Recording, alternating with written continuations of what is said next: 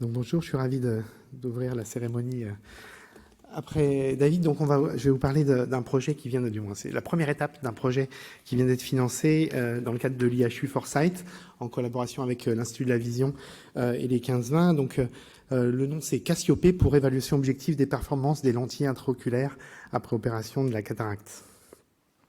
Donc j'ai pas de lien d'intérêt. Donc je sais pas, vous connaissez probablement StreetLab qui est un laboratoire qui étudie l'impact des pathologies visuelles dans les tâches de la vie quotidienne.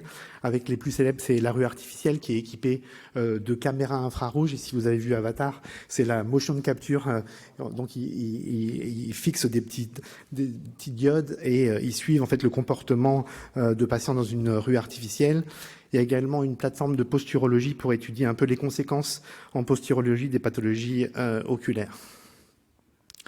Donc dans ce projet, le but est d'évaluer donc à partir de cette collaboration suivre de manière objective la mobilité et l'habilité des patients, donc créer en temps réel et dans les situations de la vie réelle des courbes de défocus, les performances de mobilité, les activités de près et les conséquences en proprioception.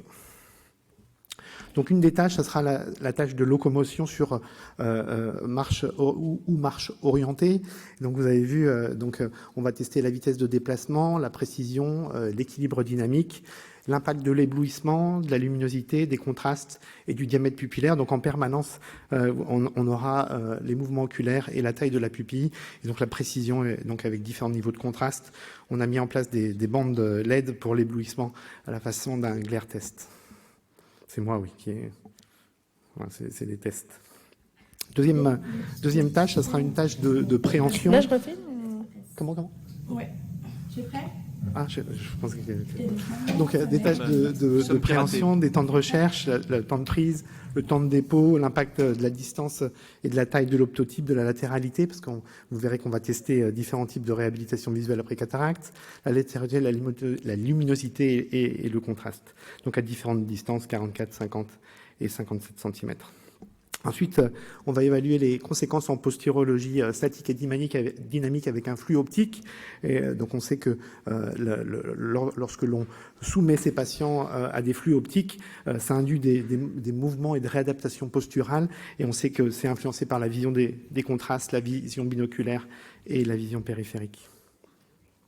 Donc la population qu'on va tester et qu'on va inclure là, puisque le projet a été financé, donc 3 groupes. Donc pour l'instant, c'est pour vraiment tester la sensibilité de nos différents tests, donc EDOF, trifocaux et Monovision -1,25 chez des patients entre 65 et 75 ans sans troubles ni neurologiques ni locomoteurs.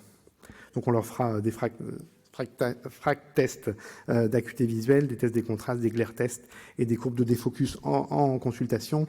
Puis on comparera avec les tâches de locomotion, les tâches de préhension et la posturographie, comme je vous ai montré. Donc le but final, ça sera de créer des scores composites d'évaluation de ces réhabilitations visuelles. Donc pour l'instant, très très bien caractérisé, et plus tard on ira plus finement dans les nouveaux implants. Donc diversification des lentilles intraoculaires. Donc ces tests nous permettront de mieux évaluer en conditions de vie réelles les propriétés de ces implants en termes d'habileté, de locomotion et d'équilibre. Voilà, donc je voulais remercier Anna Gemling dans le service et l'équipe de StreetLab avec laquelle je travaille, Susan Ajas qui est optométriste, Ariel Zinuda qui est spécialisé dans tout ce qui est proprioception et Marco Lombardi qui est ophtalmo. Je vous remercie de votre attention. Merci Eric. On a le temps pour